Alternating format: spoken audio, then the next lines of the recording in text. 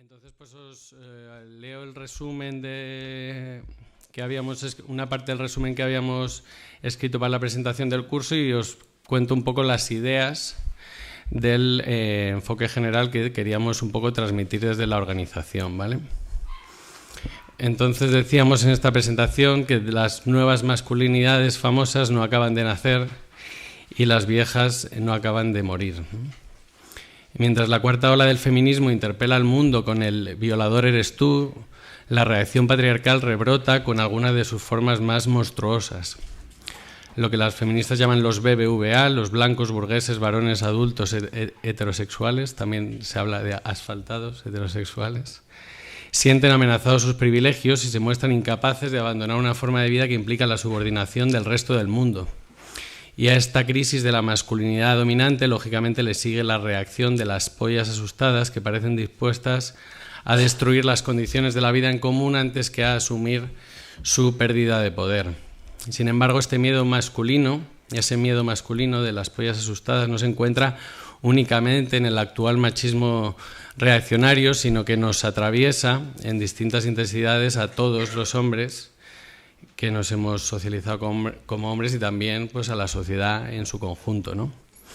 Entonces, con el objetivo de entender y de entendernos, para romper con las masculinidades autoritarias, impenetrables y desencarnadas, nos hacemos las siguientes preguntas como para orientar el sentido del curso. ¿Cómo nos posicionamos aquellos hombres que desde nuestras contradicciones sí entendemos que el feminismo es una fuerza de liberación para el conjunto de la sociedad? ¿Cómo enfrentarnos desde nuestra posición al emergente machismo reaccionario? ¿Qué dimensiones de ese machismo viejo y nuevo detectamos más incorporadas en cada uno de nosotros?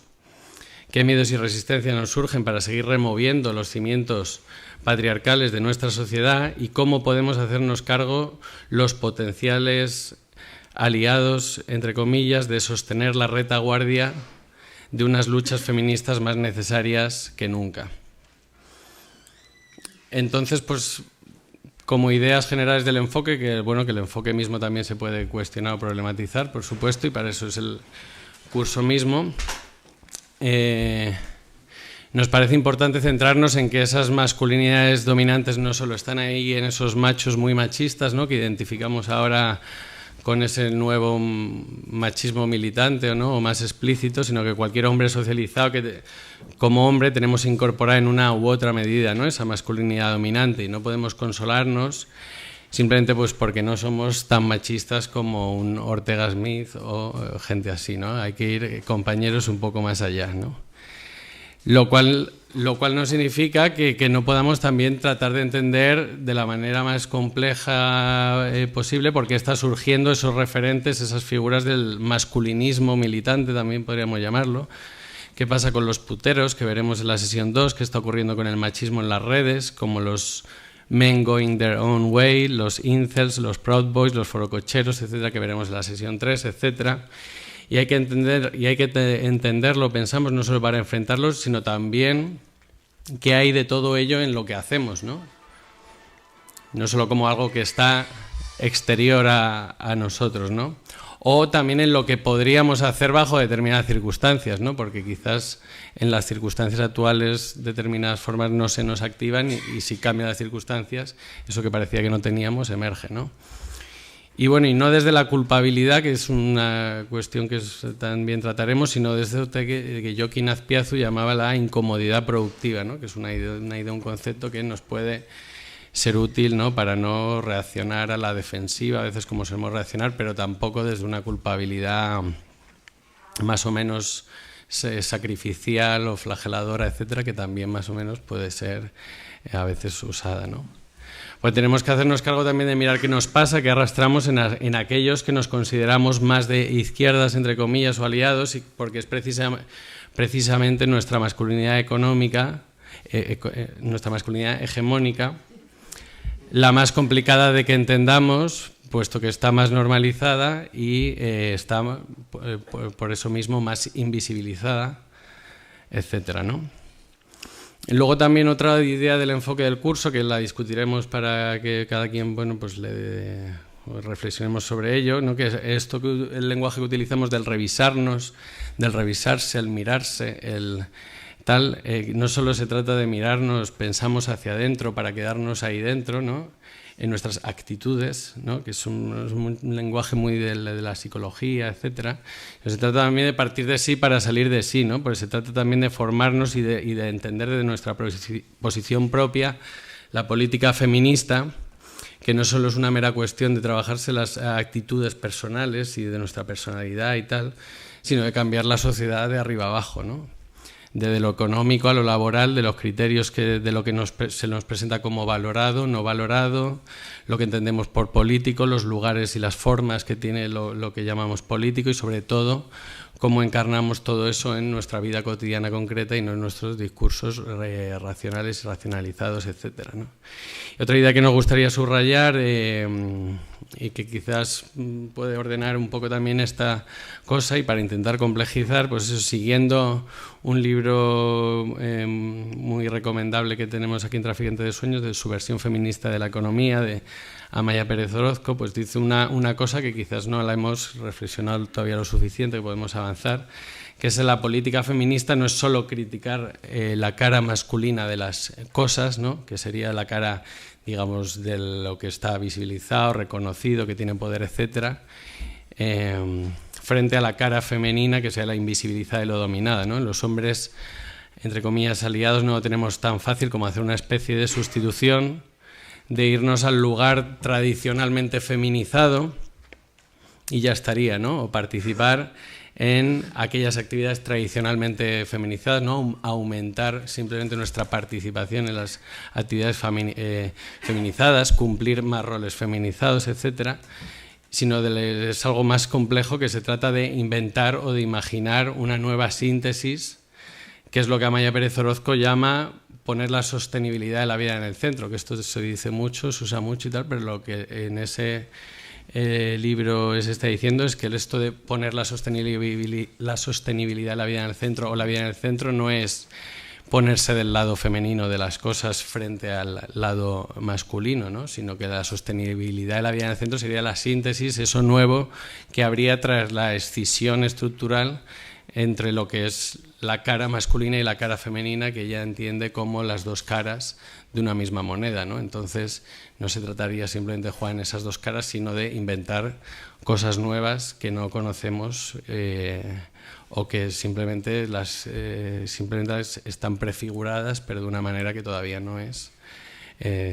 general, ¿no? Y por último, esto de las pollas asustadas, por reconocer un poco la autoría, lo tomamos de un epígrafe de un libro reciente de Coral Herrera, de los hombres que ya no hacen sufrir por amor, o sea que no, bueno, la autoría de las cosas es de lo común, de lo colectivo, etcétera, pero bueno, lo sacamos de ahí de un libro. Y luego respecto al cartel, que salen unas pollas que podríamos decir más bien que son falos, ¿no? Decimos, bueno, que somos pollas asustadas no porque tengamos anatómicamente un pene, ¿no? O no es polla quien tiene en este sentido un pene anatómicamente, que es lo que quizás alguien podría interpretar con el cartel, sino que el cartel es un objeto que jugaba en el plano de los discursos sociales y del significado, etcétera, y no de la anatomía, ¿no? No es un manual de anatomía, ni el curso trata de anatomía, sino de lo social, ¿no? Entonces, en la medida que los hombres cis hetero hemos incorporado que tener un falo simbólicamente es una fuente de poder, y en la medida que las masculinidades dominantes, que es el objeto del curso, las masculinidades dominantes siguen centradas en la centralidad del falo y de lo fálico, el cartel precisamente trata de criticar y de parodiar ese falocentrismo, que ¿qué es el falocentrismo? Pues es ser una unidad sin fisuras, ¿no? Impenetrable, ¿no? Penetradora e impenetrable, ¿no? Entonces, que las masculinidades dominantes se asocien con una figura fálica con el ejercicio del poder era de eso de lo que nos tratábamos de criticar, ¿no? No significa que tener un pene necesariamente implique ejercer una masculinidad dominante, ni que la masculinidad tenga que ser necesariamente, en cualquier circunstancia, la asociación principal respecto al pene anatómico, etcétera, ¿no?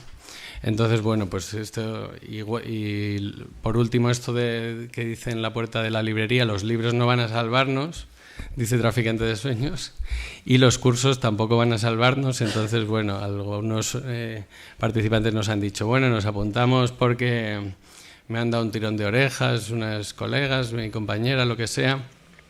Entonces, pues bueno, vengo al curso como para cumplir, ¿no?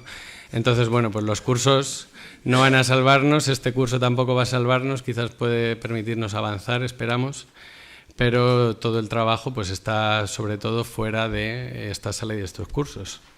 Entonces, os dejo ya con Antonio García García, que es investigador en masculinidades desde hace tiempo, profesor de Sociología de la Complutense, que va a hablar de las controversias del masculinismo con una sesión que hemos titulado El violador eres tú, tensiones y contradicciones de la hombría ordinaria. Pues muchas gracias. Hola, buenas. Soy mucha gente, cosa que está muy bien, y por otra parte dificulta un poco el conversar, que a lo que yo venía y es lo que a mí me gusta hacer, porque en estas cosas creo que uno de los problemas muy masculinos es creernos con certezas, y quizás tenemos que empezar a pensar cómo romper esas certezas, y creo que ahí Joaquín ayuda mucho con esa idea de estar un poquito incómodos, y bueno, querría generar un poco de incomodidad a través de estar aquí muy cómodos y tener una conversación medianamente agradable.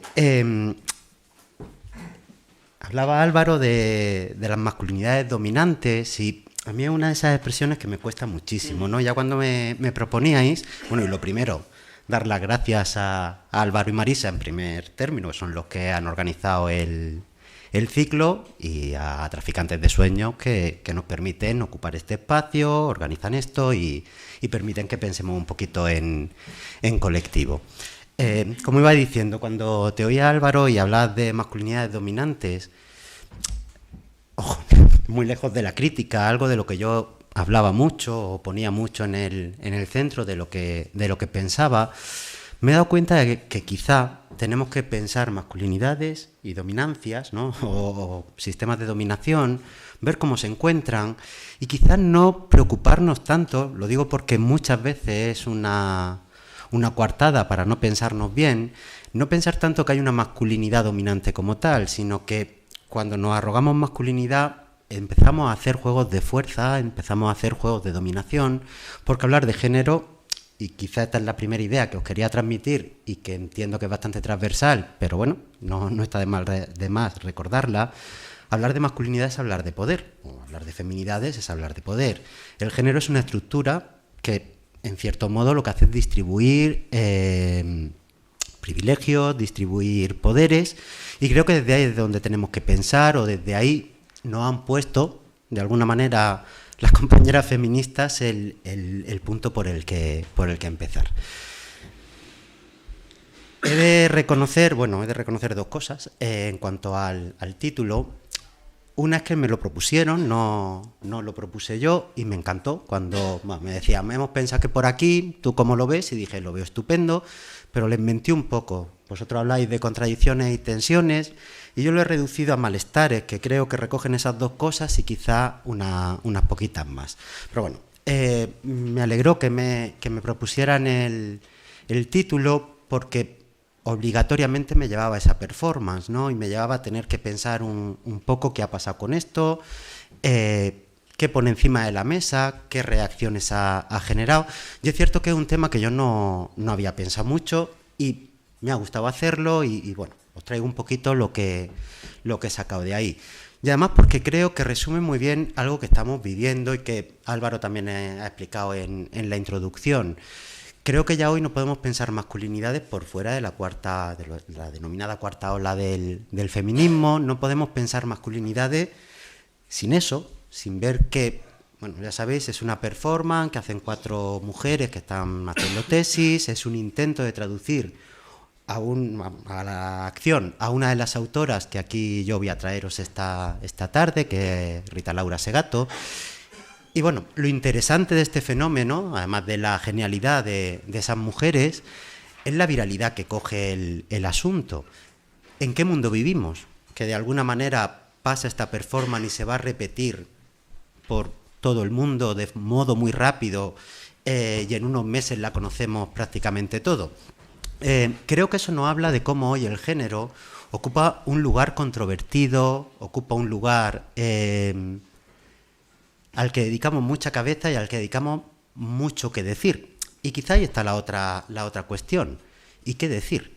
¿Y por qué decir tanto? ¿Y por qué tanta gente quiere decir? O por qué tanta gente quiere decir o por qué tanta gente ante esto no puede pues simplemente verlo y ya está. Y ahí, bueno, dándole un poquito vuelta a la cabeza y a los términos desde los que yo trabajo estos temas de masculinidades, me parecía muy interesante porque creía que estas mujeres al final lo que nos habían hecho era una coreografía de género. Nos habían puesto encima de la mesa un baile, una canción, una letra, que en cierto modo articulaba muchas cosas que creo ya se estaban bailando. Bueno, me parecía interesante porque es una coreografía, pero yo cuando me acerco a la idea de coreografía de género, que es un concepto que trabajo mucho con Amparo Lasén y Elena Casado, es una forma de entender el género en sí y cómo incorporarle toda una serie de teorías que nosotros veníamos de alguna manera leyendo y que bueno, no se habían conectado directamente con los análisis de género. Detrás de la idea de coreografía está un señor que se llama Goffman, estadounidense, fallecido hace ya rato, sociólogo, que trabajaba mucho sobre los encuentros y sobre cómo íbamos construyendo las cosas en esos encuentros cotidianos que tenemos. Algunas autoras feministas norteamericanas, y bueno, no lo dicen exactamente igual, pero también desde algunas traducciones que se ha hecho al castellano, empieza a aparecer esta idea de la coreografía de género. Lo que queremos plantear desde esta idea, y creo que puede ser un buen punto desde el que partir aquí, es que los géneros se construyen en interacción. Que es ser hombre, que es ser mujer, tiene mucho que ver con cómo lo bailamos. Decía Goffman que el matrimonio, decía él, o diríamos la pareja, o los enamoramientos y estas cosas, es al final la cocina del género, que muchas veces hasta ese momento lo que tenemos, está pensando en vida, tened en cuenta que esto está escrito en los años 50, 60, están pensando en vidas que estaban quizá en su cabeza demasiado ordenadas y no suelen ser así, pero bueno, está pensando, bueno, nos introducen al género por medio de la socialización, nos cuentan una serie de cosas, de qué implicaciones tienen nuestros cuerpos y tal, pero estamos como jugando con eso. En la adolescencia jugamos a full, metemos todas las fichas que podemos en todas las maquinitas, jugamos, y cuando llegamos a la vida adulta o a la entrada a la vida adulta, con la pareja, es cuando el género se estabiliza, cuando nos encontramos con el alter, ¿no? Cuando nos encontramos con la otra persona y tenemos que bailar todas esas ideas que hasta ese momento, bueno, eran un juego o se podían ver de otra manera. Hoy, cuando nosotros nos acercamos a esta idea de coreografía de género, quizá la ampliamos un poquito más. Queremos ver no solo cómo funciona el género como referente o como algo que pensamos, algo que podemos medir, sino también verlo aquí, en espacios mucho más cercanos, cómo funcionamos con aquellas personas con las que nos encontramos y a quién le hacemos notar su género, cómo se lo hacemos notar, cómo nos hacen notar el nuestro o cómo lo manejamos. Y bueno, más que verlo de modo individual, que luego volveré sobre ello, creo que ha sido uno de los grandes problemas y suele ser una de las grandes formas de que discursos más reaccionarios ganen poder. El género no puede pensarse exclusivamente en clave individual y estoy convencido que si estáis aquí es porque todos y todas en algún momento habéis cuestionado qué género es el que yo encarno, qué es lo que me está pasando aquí, que la dimensión individual no la puedo olvidar, somos seres genéricos, tenemos género. Ahora bien, lo tenemos quizá por imposición, pero ahí va. Creo que lo que no podemos olvidar es que siempre es colectivo y por eso la idea de la coreografía nos devuelve a ese juego donde nos encontramos, donde hacemos, rehacemos y bueno, pasan muchas cosas. Bien, como os decía, siguiendo esta idea de la coreografía de género, vi que coreografías habían generado en la red directamente la viralización del vídeo de las tesis, el de Un violador en tu camino, y ahí me encontraba pues con cositas, ¿no? Este es un señor que se hace llamar un tío blanco hetero, igual lo conocéis, dice sus cosas, ¿no? Pues reacciona ante eso. O también nos podíamos encontrar a Joan Planas, creo que se llama este señor, que es el de ahí, el que se está afeitando el sobaquín, que este es un vídeo que hace antifeminista donde va a explicarnos los pelos y por qué las feministas según él, no se depila, no se depila, no dejan de hacerlo, lo hacen o lo que sea, y como, yo qué sé, pues se depila como un acto antifeminista y estas cosas.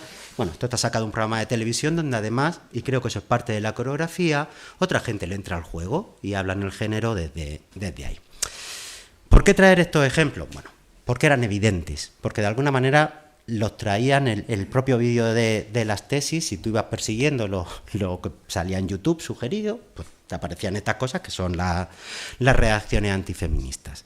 Pero también me quedé pensando un rato, porque y decidí que se quedaban, porque creo que quizá este es uno de nuestros grandes enemigos, y me explico bien. No ellos en concreto, que sinceramente no me lo parecen, no tienen un argumentario tan formulado, ni tan montado, no creo que sea un desafío desde ahí, pero creo que el desafío es mayor. Creo que cuando nos vemos en esas pantallas, o frente a esta gente en la pantalla, podemos quedarnos muy tranquilos. Yo no soy esos. Y joder, ya la tengo yo que liar perica para convertirme en semejante sujeto, quiero decir, salir a decir esas cosas. Me veo muy protegido de yo no soy eso. Si esa es la polla asustada, la mía no. Yo no. Y ahí me empiezo a poner nervioso. Porque, bueno, muy asustado no estoy, pero quizá debería, ¿no? De alguna manera sí que reconozco toda una serie de tensiones, de malestares, de sustitos, de miedos, no los voy a poner así muy grandes, pero de alguna manera toda una red de cuestiones que me desafían, que me llevan a otro sitio. Y claro, creo que a veces cuando ponemos estos monstruos, y bueno, no hablo de ellos en concreto, es también un concepto, cuando generamos monstruos, cuando generamos esperpentos, es una de las mejores formas, el mejor caso es Torrente. Cuando uno ve Torrente sale convencidísimo del cine de que, vamos, no es que sea feminista, es que se lo ha inventado él, ¿no? Es que de alguna manera, si eso es ser lo contrario, estoy absolutamente vacunado. No voy a ser eso tampoco. Claro, como digo, creo que es un mal amigo o un mal enemigo para gente que hemos considerado que tenemos que reflexionar esto desde otra parte. Porque creo que detrás de estas coreografías de género contemporánea, frente a determinadas exigencias feministas o acusaciones, el violador somos nosotros, como digo, en esas coreografías creo que hay algo más preocupante, que tenemos que pensar de un modo político, activo, teniéndolo muy presente, que por ejemplo, no sé si, bueno, tampoco sé si se ve muy bien, no sé si recordáis esta imagen, no tiene mucho tiempo, esto es la reacción de la Arandina, ¿de dónde es? De Aranda, ¿será? Pues esto es la reacción en Aranda de Duero. Perdonadme, mi geografía es pésima. Cuando sale la sentencia de la Arandina, estos futbolistas que habían abusado de una menor, el pueblo se tira a la calle con ese tipo de pancartas, de estos feminazis, bueno, articulan todo eso.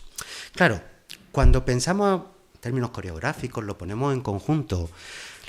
Creo que si queremos avanzar tenemos que poner un poquito de orden en todo ese ruido, o al menos preguntarnos cómo es posible que un pueblo, ante una violación juzgada a una menor por 3 sujetos que reconocen haberla cogido para que los otros pudieran abusar de la chica, sale el pueblo a la calle a decir si son unos tipos muy majos.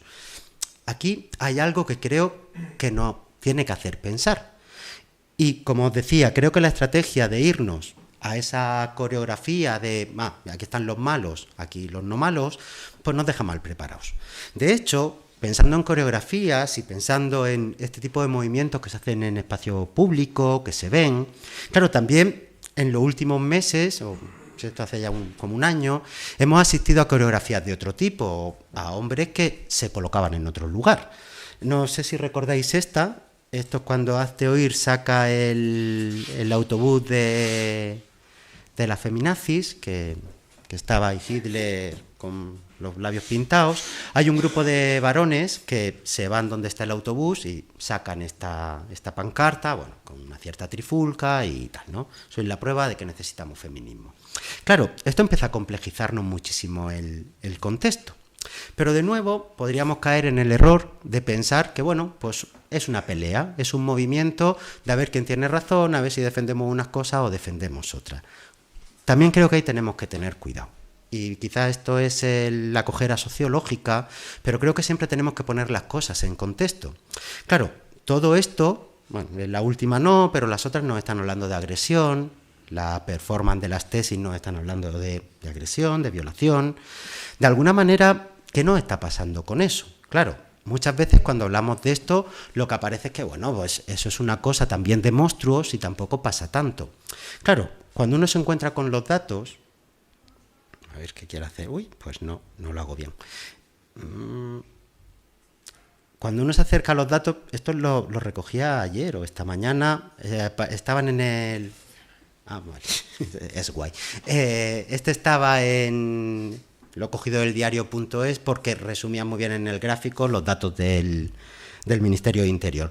Estos son los datos de los últimos años de agresiones denunciadas. Cuando sabemos, por informe de la ONU y también por informe de la Comisión Europea, que en Europa solo se denuncian entre un 20 y un 25% de los que se producen. Claro, el dato que se desprende de ahí es atroz. Y de alguna manera quizá tenemos que pensar, porque vivimos en estas culturas de la agresión. Quizá desde ahí podemos entender estas reacciones masculinas, bastante agresivas, bastante convulsas, bastante airadas, cuando se ponen encima de la mesa, bueno, pues algunas cuestiones o determinadas cuestiones. Por tanto, me gustaría acercarme, tirando de Harding, que es una epistemóloga, filósofa feminista estadounidense. Ella plantea que uno de los grandes problemas en los acercamientos al género es no entender que detrás de ese concepto estamos hablando siempre de tres cosas que nunca pasan de forma aislada y que si queremos entender algo tenemos que poner a bailar las tres siempre a la vez. El género es una estructura social, es decir, es una distribución de privilegios y exclusiones, por contraste, ¿no? Es como hombres y mujeres tenemos accesos distintos a los diferentes recursos. Pero el género también es siempre simbolismo, es decir, es cultura, es una forma de entendernos, de entender lo colectivo y de entender lo individual. Porque efectivamente, lo que ella dice, normalmente la primera la vemos muy clara. El género es una identificación, es una identidad. Es algo que gestiono individualmente, qué tipo de hombre soy, qué tipo de mujer soy. ¿No? De alguna manera ella dice, cuidado, un determinado, ya está haciendo aquí una crítica a algunos de los feminismos de los años 80, algunos feminismos se quedaron solo en estructura social, otros solo se quedaron en simbolismo. Y la gente en general se suele quedar en la primera. Desde la primera podemos ir a eso de hombres, mujeres, tigres, leones, ¿no? Pareciera que fuera aquí la lucha de los sexos, que ya estaba ahí en el siglo XVIII, XIX, y parece que el debate pierde bastante profundidad, ¿no? De alguna manera lo que ella dice, miremos siempre las tres. Quizá en algún estudio, en alguna reflexión individual o colectiva, vamos a uno de estos ejes, pero nunca podemos olvidar los otros. Desde ahí es de donde creo que eso que me planteaban de acercarme al ordinario. Yo soy de un grupo de investigación que se llama Sociología Ordinaria y estamos preocupados por los ordenamientos que vamos produciendo, por cómo, eso que os explicaba al principio, ¿no? Cómo a través de nuestras interacciones cotidianas vamos reproduciendo estructuras de poder. Dicho más claro, el género, pues claro que tiene algo que ver y mucho Vox y sus cosas y los discursos antifeministas y tal, pero al final cuando alguien en mi entorno se siente rechazado o rechazada por su género, pues tiene mucho que ver con cómo yo he interactuado con esa persona. Dicho más claro, no nos quitemos de encima la responsabilidad, asumámosla. El género lo reproducimos de cotidiano. En mi casa lo reproduzco yo y la gente con la que vivo, ¿no? De alguna manera ahí nos estamos haciendo y rehaciendo. Bien, como digo, cuando Álvaro y Marisa me proponían esa idea de vamos a entrar al hombre ordinario, ¿no? Esa idea de la ordinariez, pues me parecía interesante porque creo que quizá desde ahí podemos entender algo de estas reacciones que están teniendo algunos varones o quizá la estamos teniendo todos en diferentes grados o de diferentes maneras. Bien, desde ahí y entrando ya al tema que se me proponía, claro, yo... Igual aquí es donde se ve que a veces pues se me va un poco. Pero soy muy de cogerme a palabras y de pensar qué estoy diciendo cuando estoy diciendo algo. y de rastrearlas. Claro, cuando empecé a hablar de estos temas, y bueno, hemos pasado un artículo del que, bueno, ahora haré alguna referencia, pero no es donde me quería centrar, pero donde creo que se abordaban algunos de estos temas, ¿no? Este de los chats y cómo, bueno, de las noticias y cómo la gente iba de alguna manera generando comentarios, lo que podíamos leer en ello. Bien, después de escrito ese texto y para otra charla que preparé para otro sitio, pensaba mucho cómo contar esto en una idea, me pedían un título. Y al final tiré de esta idea de la afección. Claro, y tiré de la afección porque me parecía una palabra interesante o porque me parecía que ponía en línea diferentes cosas que quizá nos ayudan a dilucidar un poco qué es lo que está pasando detrás de estas reacciones frente a las propuestas feministas. La afección, en su quinta acepción, según la RAE, quizá otro afectado masculinamente, es la impresión que hace algo en otra cosa, causando en ella alteración o mudanza. De alguna manera me interesaba esa idea, ¿no?, de la reacción, pero la afección como algo que me viene de fuera, ¿no?, a lo que reacciono.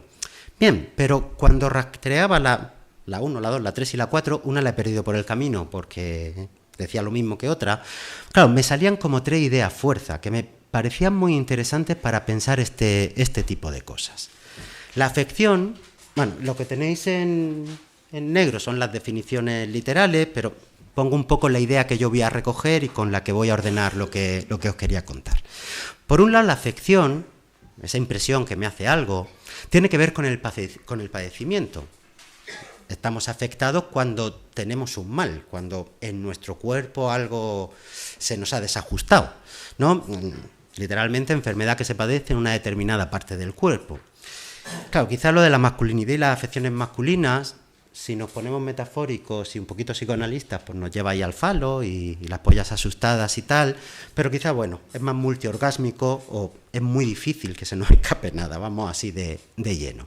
Pero me parecían más interesantes las otras dos acepciones que podía rastrear detrás de esa idea de la afección. Por un lado, el apego, la afición, la inclinación o apego que se siente ante una persona o una cosa. Claro, y creía que en estas afecciones masculinas, en estas reacciones que veo, algo hay de querer apegarse a algo, de querer cogerse a algo. Y ahí me encontraba con la última, que es la que me parecía más interesante, que me lleva a la idea de emoción, ¿no? La definición lo que dice es que la afección es también un estado emocional, sentimental o afectivo. Claro, al final, algo que padezco, a lo que tengo apego, que me genera un estado emocional.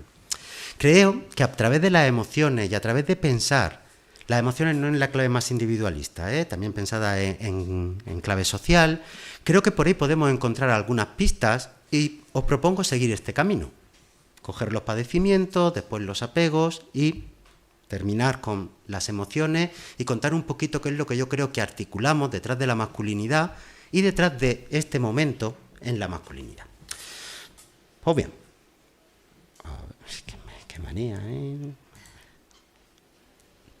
Pues empecemos por los padecimientos. Claro, la idea del padecimiento me llevaba a la crisis de las masculinidades. A ver, ¿cómo deciros esto sin quedar yo muy raro? Yo mismo he utilizado mucho esos términos. Hoy me resisto un poco. Yo la idea de crisis de masculinidad, no porque crea que sea mala per se, creo que definía bien algo. Creo que la hemos utilizado muy mal y que hoy decimos muy poco con eso. Hablar de crisis de masculinidad no sabemos si ya es una forma de vendernos cosméticos o de que vamos a repensarnos algo que no habíamos dejado en el tintero, o si es verdad que estamos, tirando de la palabra crisis, abiertos a una transformación. Por eso la pongo un poquito en interrogantes. ¿Qué crisis y qué masculinidad? ¿No? Vamos a ver de qué estamos hablando, qué hablamos al menos desde los estudios de masculinidad cuando hablamos de crisis masculina, que creo que no coincide con lo que se habla en medios. Hablar de crisis masculina, para mí es poner en contexto, y poner en un contexto muy, muy, muy amplio. Si esto fuera infinito, os metería una chapa importante, histórica, pero no lo voy a hacer, pero sí querría como plantearos algunas cosas. Lo digo porque en los estudios de masculinidad, sobre todo en su origen, a finales de los 70, principios de los 80, y luego el desarrollo que tiene muy potente en los 90, hacer la historia de la masculinidad contemporánea fue importante. Y creo que como tarea quizá de aquella era una de las más importantes, que era quitarle la naturalidad al concepto. No éramos muy capaces de contar por qué la masculinidad es esto y cómo se ha enganchado de alguna manera con toda la idea de ciudadanía, cómo ha articulado casi todo el poder en nuestras sociedades. Hay un autor que a mí me gusta mucho, muy desconocido, se llama Whitehead, Cabeza Blanca, que planteaba que la masculinidad, quizá, si queríamos avanzar un poquito, había que entenderla como categoría política. ¿Qué quería decir con esto? No es solo entenderla ya, ni siquiera como una categoría política activa, está pensando en la política en mayúscula. ¿Qué es lo que le está diciendo? La masculinidad no apareció solo para ordenar los cuerpos, aunque evidentemente los ordenó. La masculinidad aparece dentro de un entramado mucho más complejo que lo que está ordenando ese Occidente. Y de hecho, ese va a ser uno de los nodos en los que van a construir, o en los que vamos a construir los estudios de masculinidad, que es ver cómo la masculinidad se hizo cargo o se construyó como universal, o lo que es lo mismo, como no marca. Yo creo que era Braidotti que lo decía muy bien, tirando de Whiting, ¿no? Decía aquello de Monique Witting, decía aquello de el género es solo uno. Género solo hay uno, que son las mujeres. Era una provocación, cuidado con esto. No, lo que estaba diciendo es, no, si ellos no se piensan con género, ellos no ven género. El género es la palabra que hemos tenido para señalar a las que no nos ajustábamos a la norma. Esto siempre entrecomillado y con 20 paréntesis. ¿Qué es lo que estaban queriendo contarnos con esto o qué es lo que podemos aprender de ese proceso?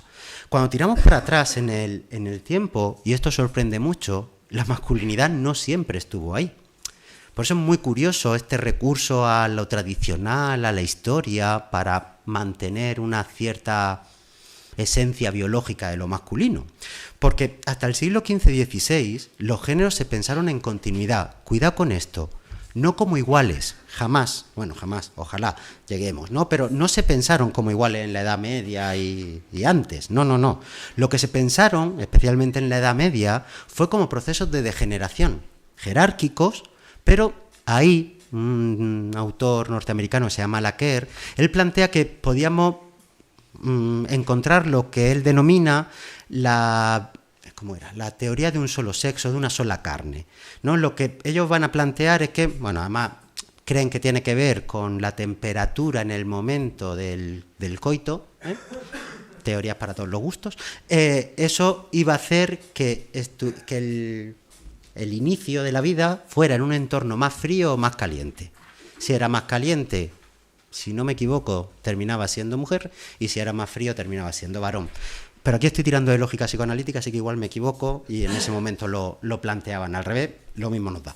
No, de alguna manera ellos lo que decían es, está Dios, con un primer proceso de degeneración, pues te sale un hombre, con un segundo te sale una mujer. Pero entre un hombre y una mujer son los dos seres del mundo que tienen menos diferencia entre sí.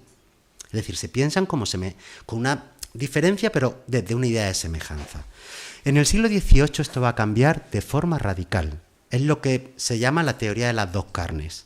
Se va a mantener, Rousseau entre otros, pero Rousseau lo dejó escrito, que un hombre es lo más diferente, de hecho lo que dice, una mujer es el ser más diferente a un hombre, por eso son opuestos complementarios. Y aquí pues toda la idea del amor romántico, de la fusión, de las medias naranjas y de no juntar peras con manzanas, creo que era, ¿no? Lo que dijera aquella señora. No, pero de alguna manera ahí empieza toda una forma de entendernos como dicotómicos. Hasta ese momento no lo hemos sido. Y esto es importante porque nos hace pensar, primero, el contenido de la masculinidad desde otro sitio, pero segundo, y donde quiero llegar, el cómo nos identificamos con esas marcas o esa ausencia de marcas.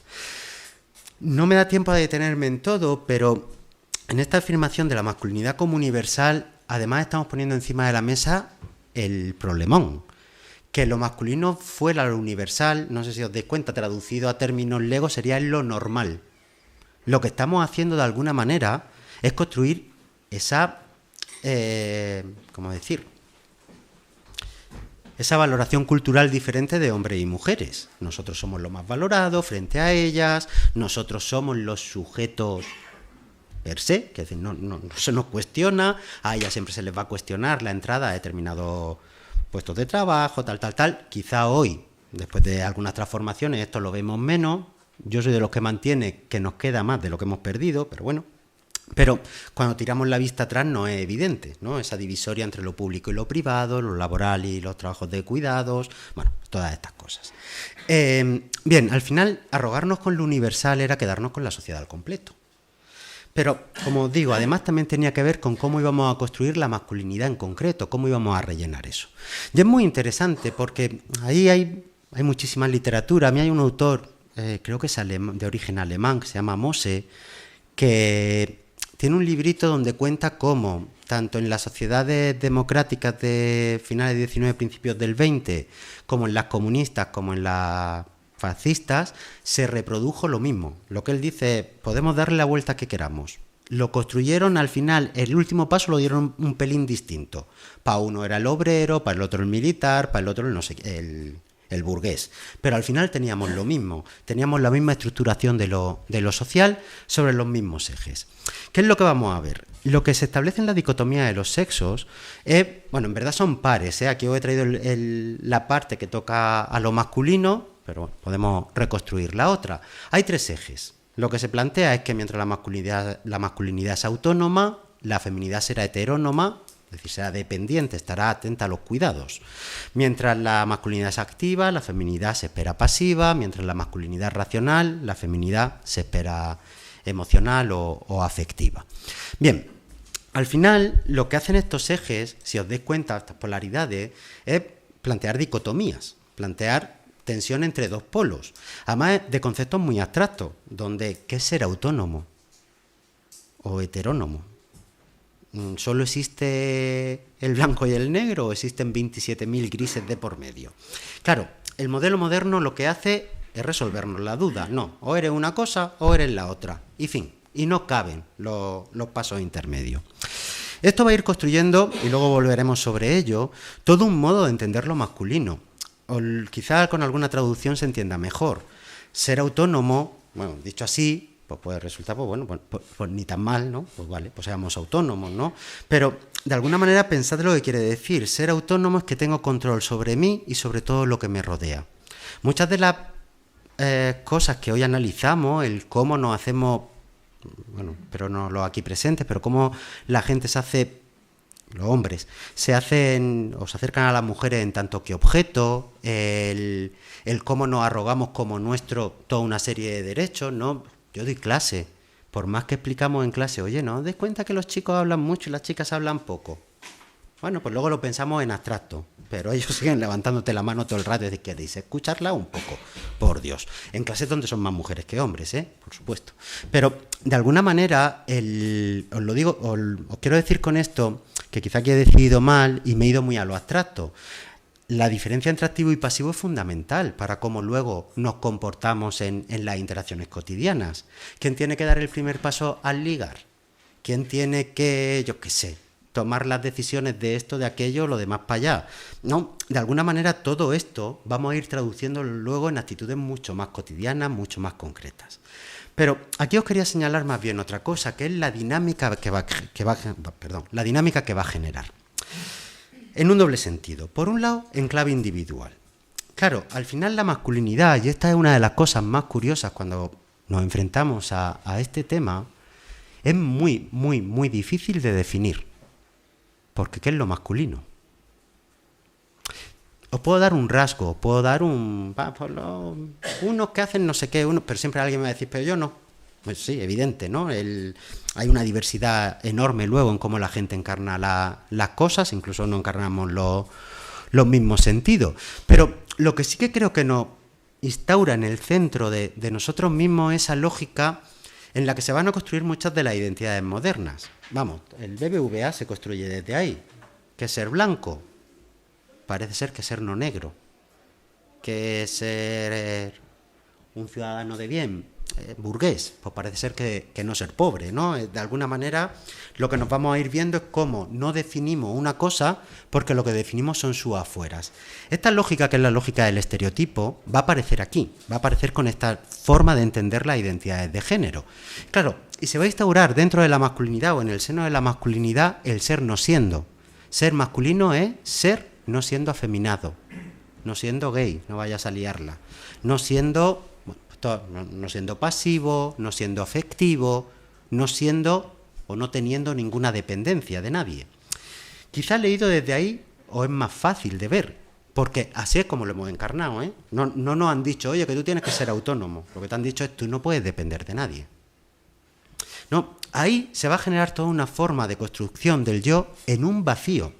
Esto, vamos, Bourdieu, en un libro que, por qué no decirlo, copiado de unas colegas feministas, ya está, de que le tapemos la espalda a este señor, de la dominación masculina, por otro lado interesante, pero sabemos que sale de un seminario con un grupo de mujeres feministas y lo firma él solo, era el único varón. Sí, esas cosas que hace la gente. Pero, bueno, académica, digo. El señor Bourdieu decía una cosa, bueno, posiblemente lo dijera otra persona, y él lo escribió, que era que la masculinidad era un mito terrorista, porque de alguna manera lo que hacía era pedirme muestras constantes de que soy correcto en algo que no me han explicado que es lo correcto. Me han dicho que es lo incorrecto. Claro, eso es lo que va a generar algo que después vamos a ver que tiene bastante enjundia para entender lo que nos está pasando, que es la compulsión. El cómo somos compulsivos a la hora de exigir, vamos, de demostrar, no de exigir, de demostrar nuestra masculinidad.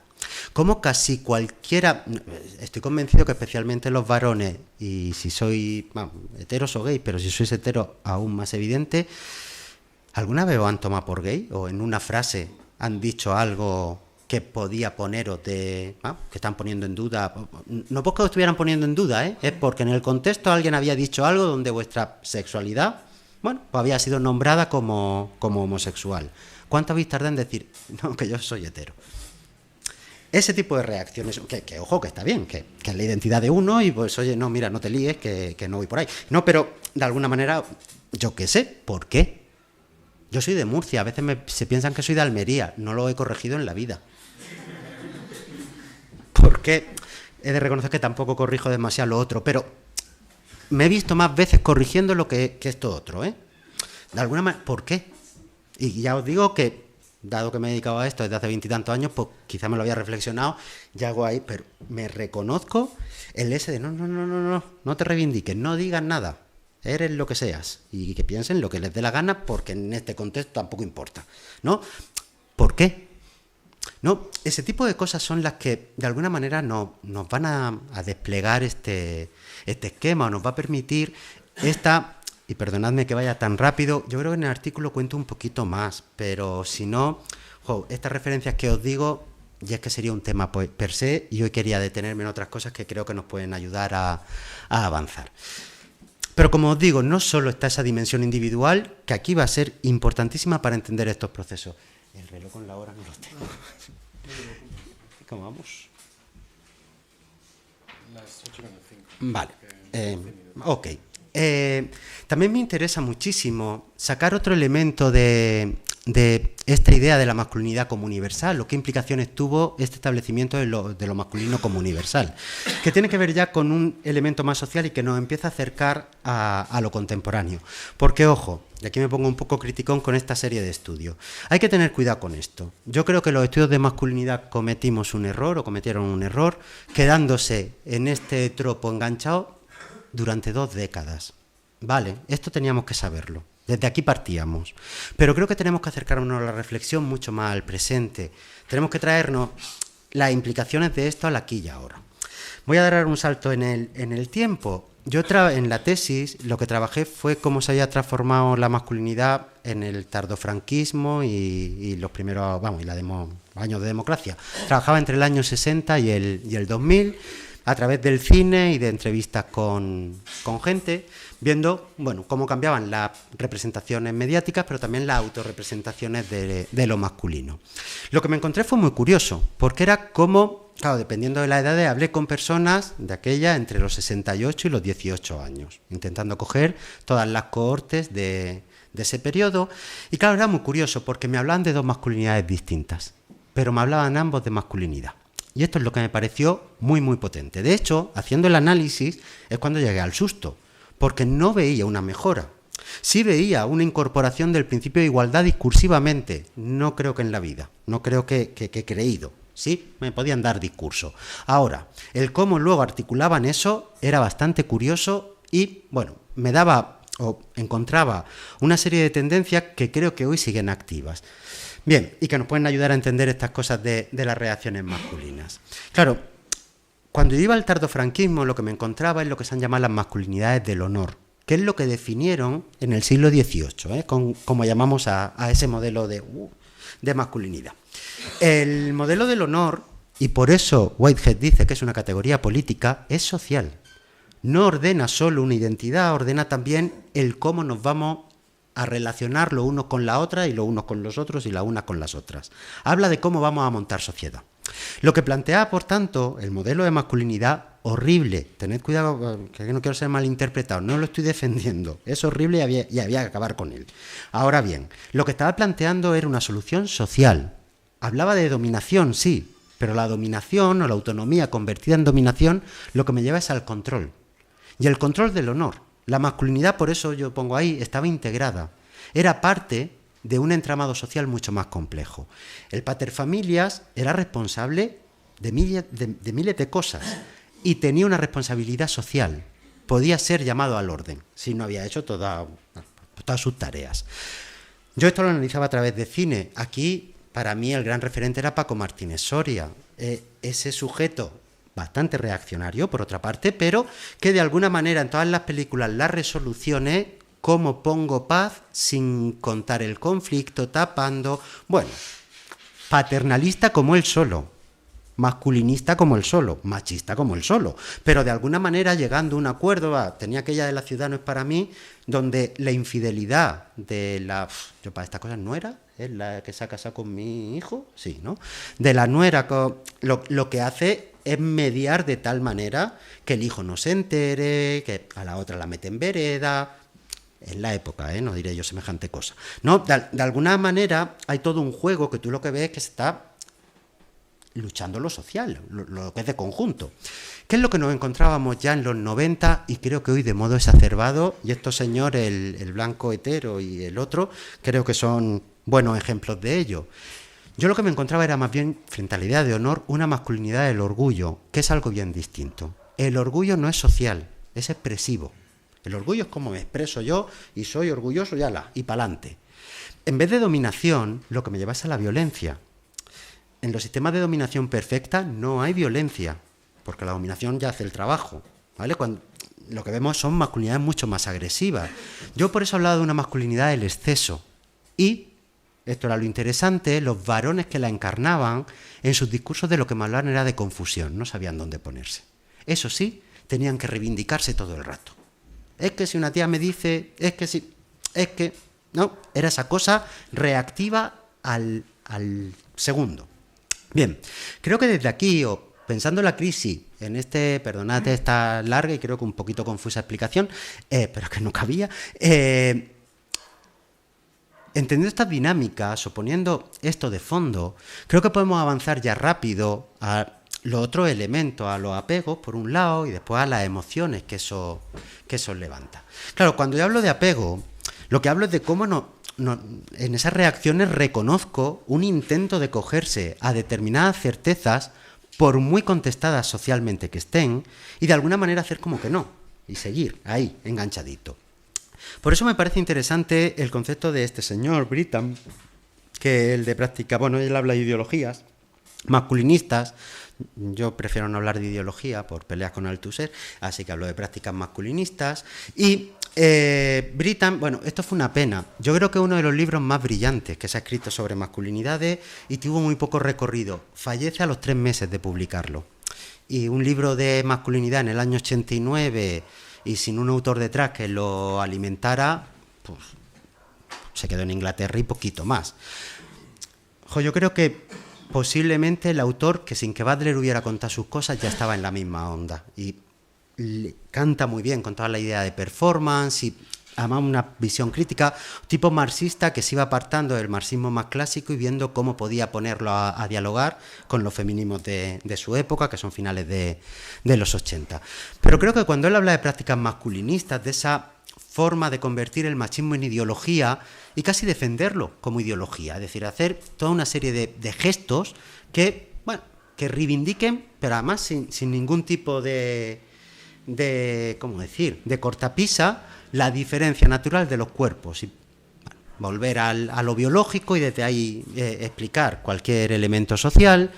Creo que no es muy bueno para pensar, y aquí es donde no me voy a detener porque tenéis el texto y odio reproducir texto a gente que lo tiene, pero ahí es donde se pueden enganchar de alguna manera eso que el textito rastreaba a través de una serie de comentarios en el diario.es a una noticia, ¿no? Yo ahí hablaba o reconocía dos grandes estrategias narrativas o discursivas para mantener, las dos masculinistas, para mantener de alguna manera, bueno, pues determinados argumentos antifeministas en una discusión. Uno era el pragmatismo naturalista, que me cuentes lo que me cuentes, ¿qué me estás diciendo? Un hombre es un hombre y una mujer es una mujer. El autobús naranja de hazte oír, quiero decir, es que no es ese argumento, sí, y recurro a eso porque no tiran de nada con un poquito más de argumentación, ¿eh? Es evidente. Además, yo he entrevistado a algunas de estas personas y lo que te dicen es, ¿qué me preguntas, Antonio? Pues no, ¿qué me estás diciendo? Pues un pito, una vagina, fin, no hay más, no le demos más vueltas, ¿no? Claro, hay toda una serie de estrategias para volver a eso. Y bueno, hoy son la genética, el genoma, el no sé qué y el no sé cuántos que han complejizado muchísimo por medio de la sociobiología, que también le ha dado un poquito de leña. Pero me parece mucho más interesante el otro. Y es que hay un intento continuo en toda discusión, y ojo, que aquí es donde quiero dar el salto. Las hay en estos. Bueno, en ese foro que yo analizaba había gente masculinista, había gente antifeminista y gente feminista. Pero uno y otro entraron en lo mismo, ¿eh? Claro, en discusiones con mis colegas, que se quieren de izquierda, revisados y feministas, pues también me lo encuentro. Y de repente veo cómo hay una individualización del género atroz. Vale, el mundo es terrible, pero yo soy inocente. ¿Qué estamos haciendo ahí? ¿Qué no estamos entendiendo, bajo mi punto de vista, en todo ese entramado? ¿Es posible quedar por fuera de una red de privilegios que nos sostiene y nos hace? Y ahí es donde me pongo nerviosito, o cuando discuto. No, ahí es donde de alguna manera creo que no estamos entendiendo la psicodinámica o la sociodinámica en la que hoy estamos construyendo todo esto. Y a mí ahí me ayudan mucho las mujeres feministas que tengo en mi entorno, pero me ayudan también las mujeres feministas que si me están en mi entorno, pues escriben y las puedo leer. Y aquí, bueno, más desde aquí de Traficante, a mí hay un libro, sé que polémico, por algunas de las cosas que mantiene, pero también, en cierto modo, muy sugerente. A mí polémico no me lo parece, lo reconozco, pero claro, fue muy polémico por dos cosas. Por un lado, porque separa los géneros de los cuerpos. Dice, cuidado, puede haber encarnaciones masculinas sostenidas por cuerpos femeninos y puede haber encarnaciones subalternas en cuerpos masculinos. Está pensando en comunidades indígenas y así. Bueno, eso en Europa se oyó raro. Hay otra que yo estoy de acuerdo con ella, y luego si queréis lo discutimos, y es que como hay poco tiempo, iré muy a lo bruto. Ella lo que dice es, ¿qué hacemos confiando en los estados? Si son parte del problema, no pueden ser la solución. Claro, además aquí lo dijo, ¿qué hacéis feministas europeas pidiéndole a la Unión Europea o a la Comisión Europea, vete a saber qué? No le pidéis nada, son el enemigo. Claro, esto yo creo que desde Europa, pues efectivamente toca un poquito las narices, se entiende mal, hay mucho feminismo institucional, quiero decir, entiendo el conflicto. Pero cuando entramos a su argumento, y yo animo muy mucho, el capítulo 3 de este librito, es un artículo, tendrá 20 páginas y creo que resume, un poquito abstracto, porque es muy corto, pero resume muy bien su argumentación. Claro, lo que nos está planteando Rita Segato es que en cierto modo, lo que estamos es dentro de un sistema patriarcal, colonial, capitalista y no podemos separar ninguno de esos ejes. Lo que ella va a decir, o como yo lo interpreto, no sé si ella lo dice tan claro, pero yo lo interpreto desde ahí, el género habría ocupado el lugar central. El género es con lo que nos pensamos. No nos pensamos en las relaciones económicas, aunque las desarrollamos. En un país como este no nos pensamos en las relaciones coloniales, aunque las desplegamos a full, ¿no? Y de alguna manera pensando mucho más en clave de género. Claro, ella lo que dice es, al final yo en nuestras sociedades, y está pensando a nivel global, lo que puedo reconocer es lo que ella llama un mandato de masculinidad. Estamos siendo llamados aún a encarnar algo muy parecido a eso que os contaba antes, un poco atropellado sobre el siglo XVIII. ¿No? Seguimos siendo llamados a ser masculinos, hombres y mujeres, a encarnar esa ciudadanía que no se queja, que es autónoma. Creo que ahora además es más de un sentido de la palabra, ¿no? Y que no necesita de sanidades, ni de educaciones, ni de absolutamente nada, porque uno ya se hace a sí mismo y tal y cual, ¿no? De alguna manera ella lo engancharía muy fuerte con toda esta tendencia neoliberal, y creo que no se equivoca. Creo que ese discurso está preñado de género. Claro, ¿qué es lo que ella dice? Estamos llamados a una masculinidad que además tiene, por definición, o tiene como corazón de lo que es, lo que ella llama relaciones de dueñidad. Lo masculino es aquello que no se deja influenciar por nada, que manda, y que de alguna manera es dueño de todo lo que tiene alrededor. Esto, dice, se despliega al final en lo que ella llama una pedagogía de la crueldad. Somos crueles los unos con las otras con los unos, los unos con las otras. Somos crueles los ricos con los pobres, los blanquitos con los no blanquitos, ¿no? De alguna manera lo que vamos a ver es que vamos a ir generando todo un modo de exclusión muy parecido a aquel que estaba en el origen, en la conformación de nuestros modelos de género con la modernidad, pero hoy traducido además en estos momentos de neoliberalismo un poquito radical a unas relaciones con los otros y con las otras de explotación y de alguna manera de separación y de incidir en la crueldad. Me da un poquito de pudor aplicar a Segato para lo que os hablo aquí. Claro, ella está pensando en los feminicidios, ella está pensando en cómo en entornos de guerra se viola y mata sistemáticamente a las mujeres civiles, es decir, a la gente que se van encontrando.